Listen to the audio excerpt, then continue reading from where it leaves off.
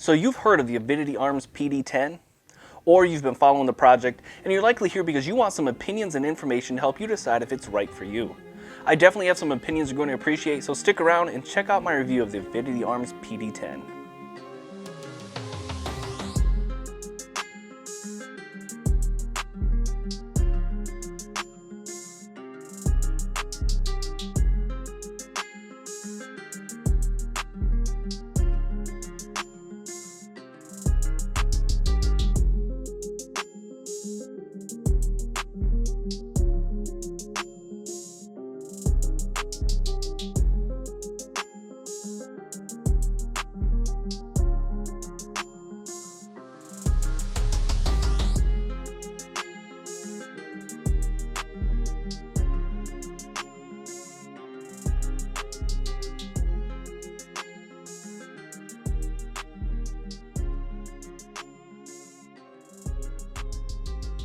The Avidity Arms PD10 is a project that has been in the making for quite some time.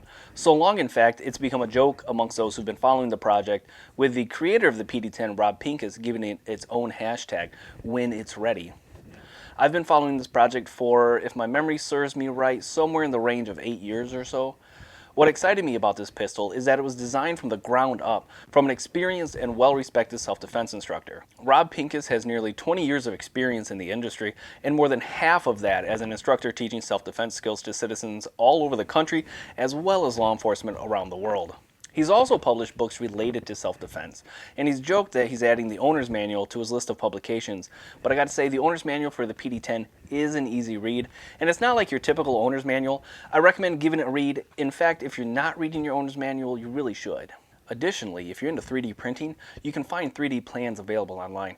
Check out the Avidity Arms website for more info.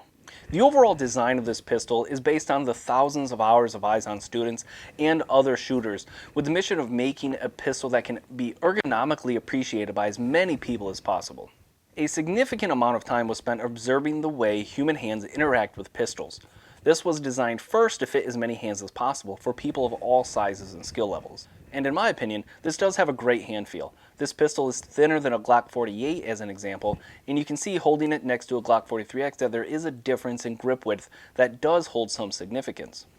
The pistol itself was built around 9mm 1911 Chip McCormick 10-round mags, and this is because they were found to be the most reliable 10-round single-stack 9mm magazines on the market by Rob Pincus and the Avidity Arms team, and it does ship with 2 mags from the factory. The width at the widest point is 1 inch. That's it. At the thinnest area on the pistol, it's 0.9 inches. Comparatively, the Glock 43X is 1.10 inches wide. First impressions, seeing the pistol and learning how thin it was, I thought it would feel similar to the Springfield XDS. I had one in 9mm when those were the hotness, and honestly, it felt awkward in my hand. It seemed too thin and too wide, front strap to back strap, and just felt like holding a board in my hands. I didn't really like it that much. After getting the PD10 in my hands, I realized it was actually really comfortable, especially for my small Whopper Jr. hands. The grip texture was another point I was a bit skeptical about, especially when I first put it in my hands. I prefer a rather aggressive grip texture on my pistols, the kind of texture that really bites back and grabs your hand. If you are familiar with the CZP-10 line of pistols, that's more my style of grip texture without having the grip modified with a custom stipple. However, I quickly learned that the grip texture, while not incredibly aggressive, did a great job during live fire. In fact, the first day I got this to the range, it ended up raining, so I thought it would be a great opportunity to test it in adverse conditions. Even though my hands and the pistol were sufficiently moist, it stayed put in my grip, and it didn't feel like it was sliding or slipping around. After all of this, I don't have any concerns about the grip texture being effective, and the way it's subdued in a way helps make it more comfortable to carry while it's against your skin. One of the other focuses of the design of this pistol was carryability, and the grip texture does make it very comfortable to have on your person under your clothes. Plus you get the cool logo on the back, though it's certainly no grip zone. If you find value in this review, do me a solid and hit the subscribe button, and if you don't want to miss future reviews, be sure to turn on notifications. Your support this way helps me to build this channel and bring the content you want to see. One of my favorite features of this grip design is the nice and high tang. If you are unfamiliar with that term, it is the area right back here where the grip comes up and meets the slide. The thinner this is, and the closer this allows you to get your hand to the slide, the lower you can make the barrel access, which in turn helps mitigate recoil and helps you minimize muzzle flip. While there isn't much of a beaver tail, the contour of the grip allows you to get the webbing of your hand deep underneath it.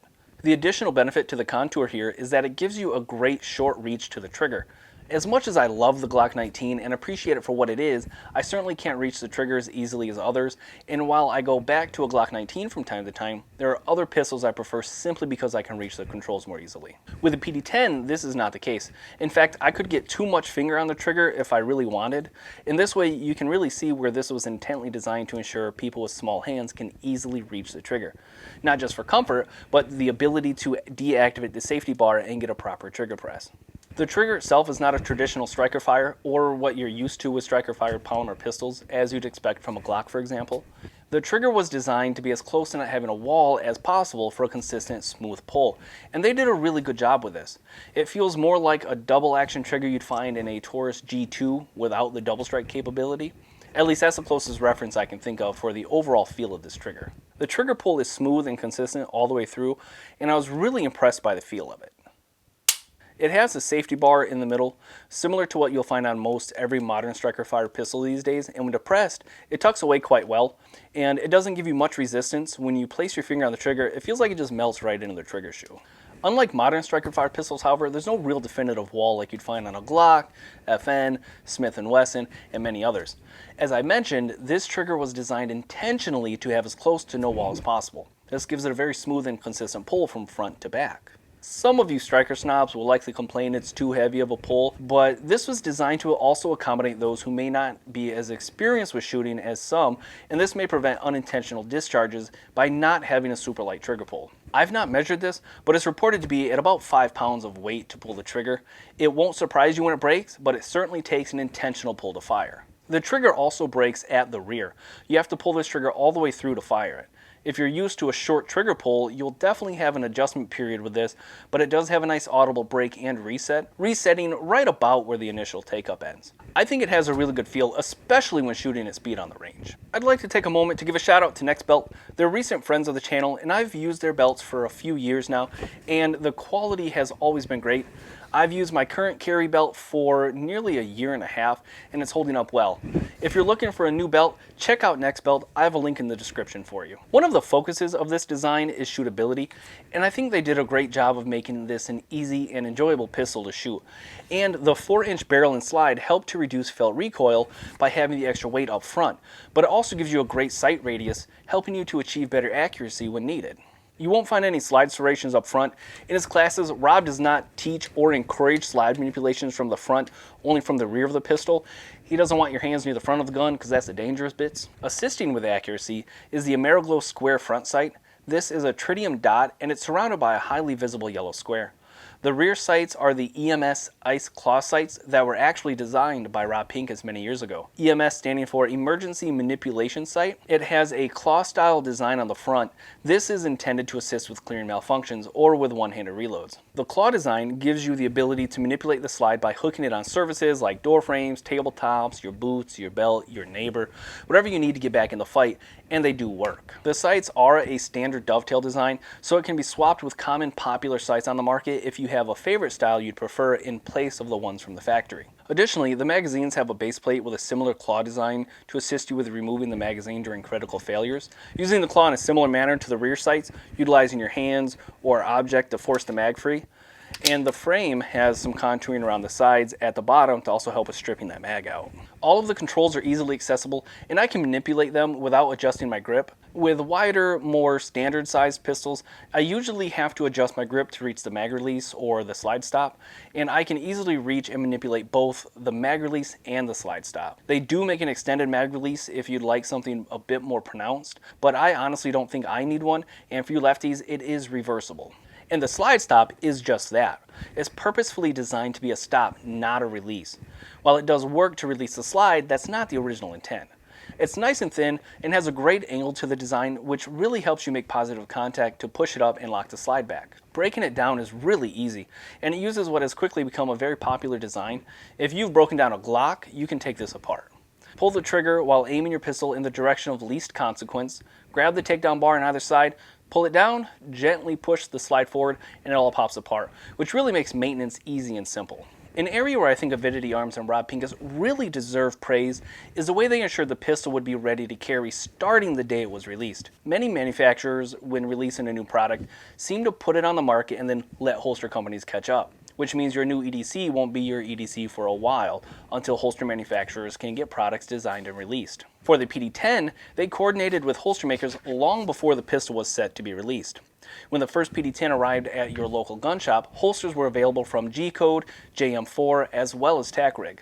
This means as soon as you get to the range and ensure it functions reliably, and with your carry ammo, you have a holster ready and waiting for you to throw in your pants and walk out of the house. If you'd prefer having more ammo than 10+1 of the pistol, G-Code does make a pretty nice sidecar holster so you can carry a spare mag. I've used this on the range quite a bit and I found it to be really comfortable, conceal easily, and provide easy access to a backup mag. And if you're one of those who prefer using optics, the PD10 does have an optic-ready option, and it comes with one of the most popular optic footprints on the market, the RMSC Holosun 507K footprint, or the EPS carry if you're into that. And if you are interested in the EPS carry, I'll have a review of that coming soon. Now, some of you might be thinking that a 10-round single stack is out of date, but that's really up to you to consider for your own personal needs. But with the sidecar from G-Code, you can have 20+1 on your person, and that should get you out of anything you might find yourself in. I did have one issue with this, but let me break that down for you. When I began my review, I took the pistol out of the box and started running it at the range. I did no extra maintenance, I didn't add any lubricant, I just wanted to see if it would run and how it would hold up. I got somewhere in the neighborhood of 500 rounds through it when the trigger would intermittently fail to reset. I took the slide off and it was absolutely dry. I added some lubricant and it ran great for another 200 rounds before I wrapped up all my testing with it. And that's a maintenance issue, not a pistol issue.